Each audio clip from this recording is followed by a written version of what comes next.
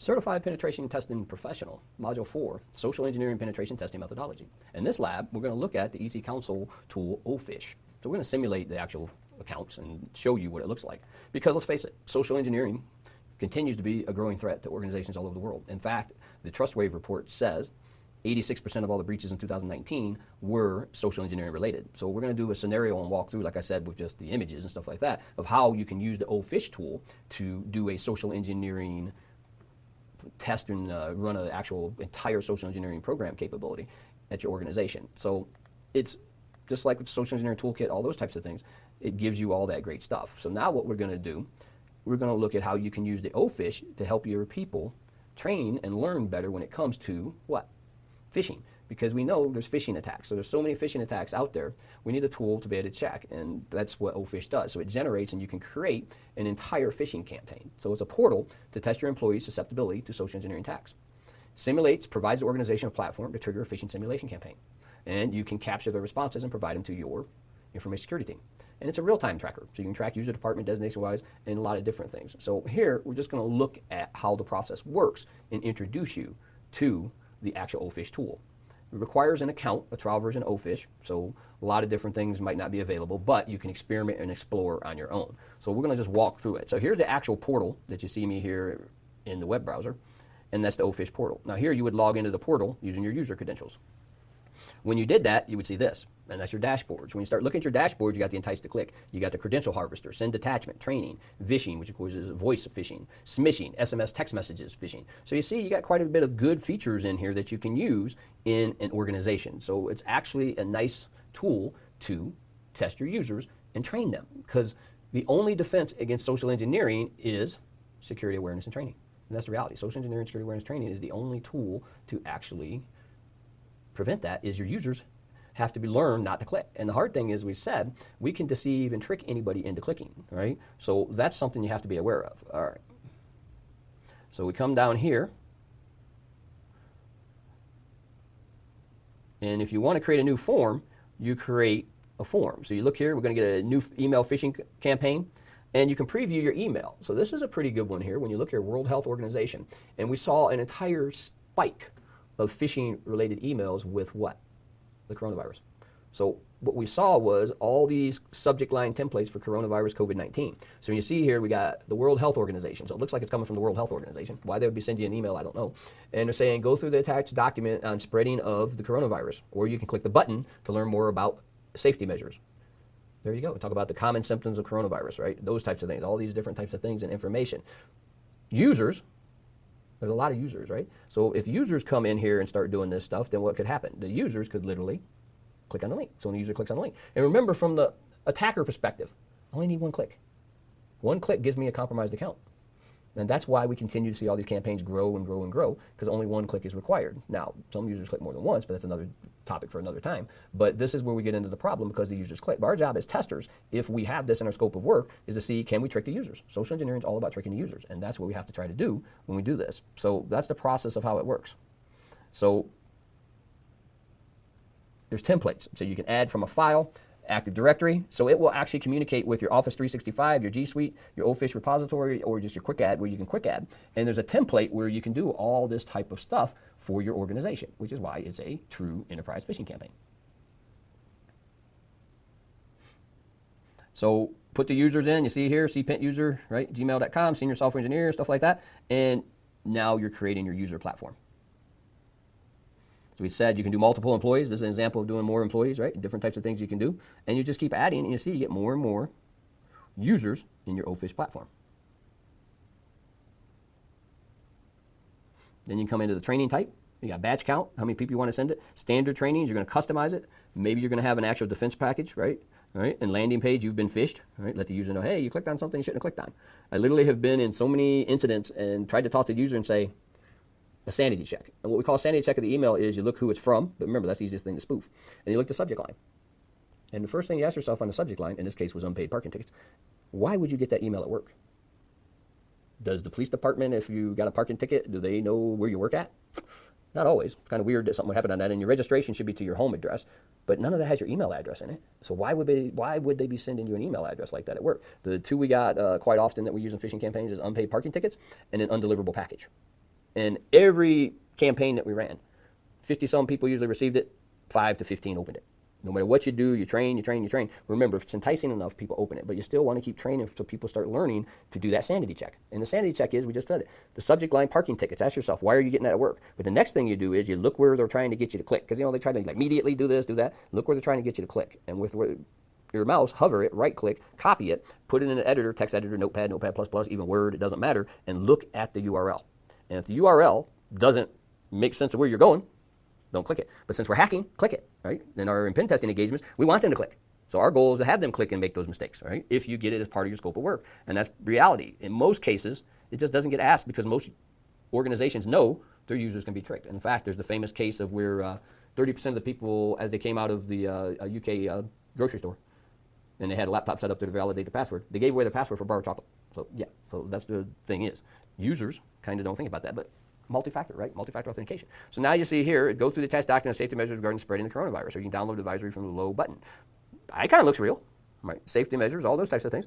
And it's not misspelled, because it used to be tell everybody to avoid the misspelled email, stuff like that, but they've gotten better. They held class, right? They held class and got better and better at this type of stuff. So this is the process of how you do it.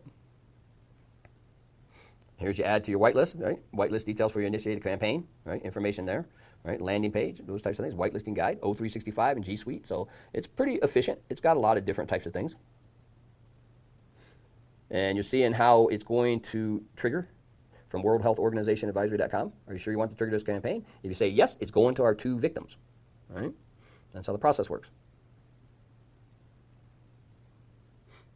And then you can see the campaigns. You see your campaign here until it types to click demo. Campaign type email in progress. Comes and tells you sent, clicked. So nice little record keeping and tracking for you to see if the users are tricked or not. So nice little thing. And you would open an actual email. When you open an email, what's going to happen? If you click it, you get this email. Here you go. Dear user, go through the attached document on safety measures regarding spreading coronavirus. And if you go down here and click, away they go. Remember, the sanity check. Go down there and look at the URL of where they're trying to get you to click to. Once you know the URL where they're trying to get you to click to, then you're halfway home. And then you get a landing page. Alert, you've been assigned to phishing awareness information security training. Please check your inbox. See? Oh, you've been phished. You clicked on a link that was sent to you as part of a phishing attack simulation. So it's not too bad. It just says you've now assigned to information security training program. Probably wouldn't be too happy about that. No? Users revolt probably. And that's kind of how the process works. And you can keep doing it over and over again. And then you got here, you sent it to, right, information. So you can start looking at how well it worked. All right. Then if you want a detailed report, nice little detailed report, date initiated, information about the whole operation. So that's available as well. Campaign summary. There it is, all right? Different types of things. So you know who's your repeat offenders, because usually the same people click all the time. You tell them and tell them and tell them and tell them again, and they still click. And that's just the human nature. The human nature of wanting to help people, all right? That's how the whole process works. You can save in, customize an Excel report. So you can actually save and customize the Excel report into how you want, different types of things. Save the report, you get the idea, those types of things. Like we did with Social Engineering Toolkit, you can do credentials harvesting, same thing. This one's kind of nice. I mean, look at it, kind of looks like Citibank. Got the logo, all right? And I've seen quite a few of these where it says, hey, your transaction's been canceled. Well, kind of funny since I didn't make a transaction, all right? So they're trying to get you to click, right? So each one of these links, you should right-click and copy the information out for the link and clean it up, delete it.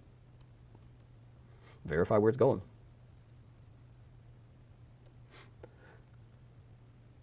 So again, we can import users, different types of things we can do, and just keep doing that over and over again until we get to different types of things. As we said, we got another Citibank here, right? Credit card transactions canceled. And if you click the link, you've been phished. All right. And then we got here. There you go. And you look here, it says alerts at citibank.com. But what should you do? Sanity check, and then review the header. The headers don't lie, right? They might be spoofed, but what's in there usually is telling you that as well. You can figure that out.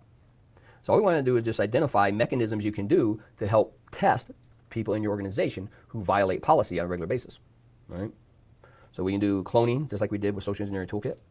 All these are different types of things we can do. And it's big to have phishing awareness information training. So we want to, if we're hacking, we want to go in and make sure that their awareness training is working and we can't phish their users if it's part of a scope of work, as I keep saying. And you got different sections, you got all kinds of different things you can do with it. And all we really wanted to do was give you an example of how the tool can be used. So you can actually take a look at it and see if you like the tool or not, right? That's the main thing, because everybody has different preferences. We all have different preferences when it comes to tools, and yeah, same thing, different preferences when it comes to cars, all that type of stuff. So it's just learning different ways, right? So successfully initiated, so it shows you that it actually was initiated. So once it's initiated, gives you active campaigns.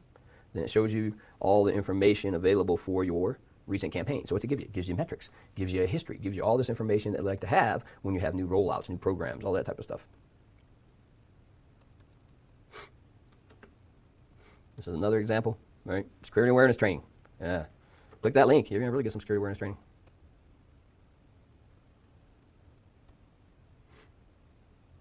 E-learning platform, right? Cryptojacking, phishing defense. So a lot of different features in here that you can explore. You come down to users, tells you attempted status information. So it's a nice little tool. Gives you a nice metric to do different types of things.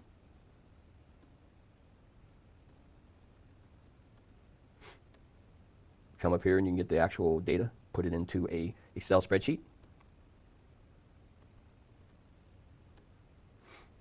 And there's your demos, so you can actually save these demos and use the data from them as well. So this is kind of nice. So social engineering, as we said, is trickery and deceit. It's hacking the human. So what an attacker will do is try to leverage a relationship in one case. There's like 6 powers of persuasion by Cialdini, and Cialdini talks about scarcity. Think about how the sales places get you all the time. Oh, it's going to go off sale. It's going to not be here. You won't be able to get it because they want you to do the sale then. It's the same thing, right? It's those types of things that are hacking the human, some people call it, hacking the mind, hacking the brain, because you're conditioning people to respond a certain way because it's a human nature. Human nature is we want to help people. So when somebody comes to you, hey, can you help me out? Our human nature is to help them. And it's sad because that's been leveraged now into many, many attacks. So we have to draw that fine line and train our users. And that's what the whole thing about how do you counter actual a phishing attack or social engineering attack, user training. Really, the only way to do it is user training because the users have to be trained. Because the user clicks, they're going to give access down into the machine. Depending on the type of malware rootkit they pick up or whatever, would depend how much access they have, and also will make a serious consideration for making sure you have the appropriate security and controls in place. So with that, we've accomplished what we wanted to in this lab. We use social engineering, and you got to see social engineering and see different types of things. And now you know the way to help counter this is training. And with that, we've accomplished what we wanted to in this lab, and we'll conclude the lab here.